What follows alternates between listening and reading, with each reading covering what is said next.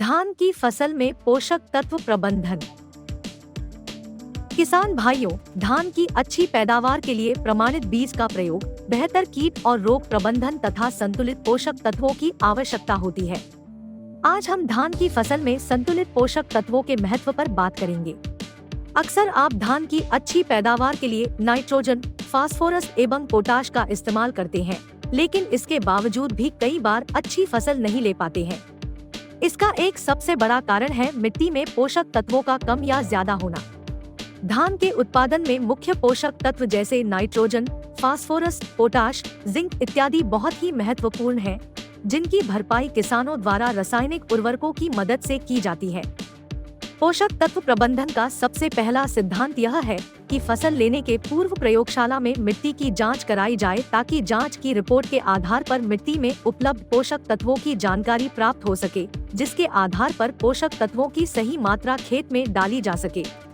धान में उर्वरक की मात्रा किस्मों व फसल अवधि के आधार पर निर्धारित की जाती है।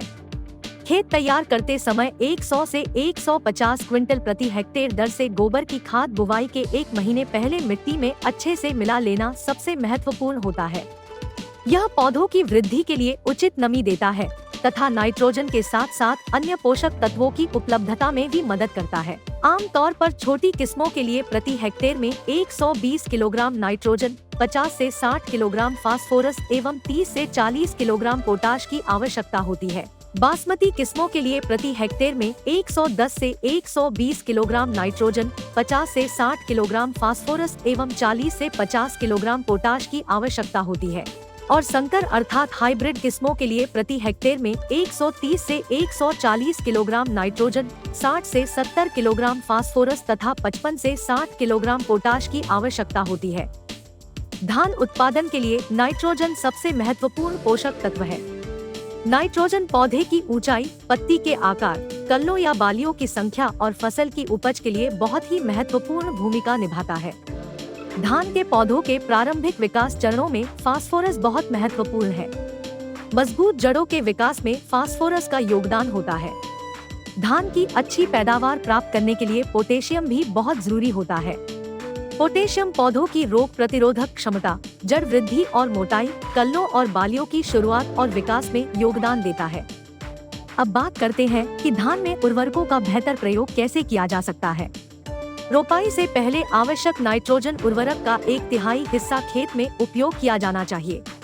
बाकी नाइट्रोजन की मात्रा को 2 भागों में बांट करके रोपाई से 21 दिन बाद में पहला भाग एवं 42 दिन बाद में दूसरा तथा अंतिम भाग का प्रयोग किया जाना चाहिए।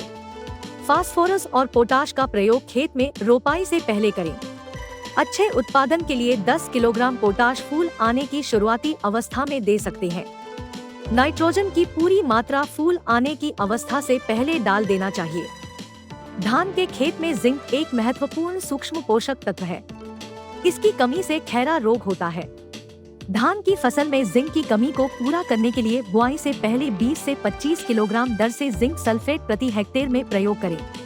इस तरह से जिंक का मिट्टी में उपयोग खड़ी फसल में छिड़काव करने से कहीं अधिक फायदेमंद होता है। बीज उपचार के अतिरिक्त जैविक उर्वरकों का उपयोग कई प्रकार से किया जा सकता है।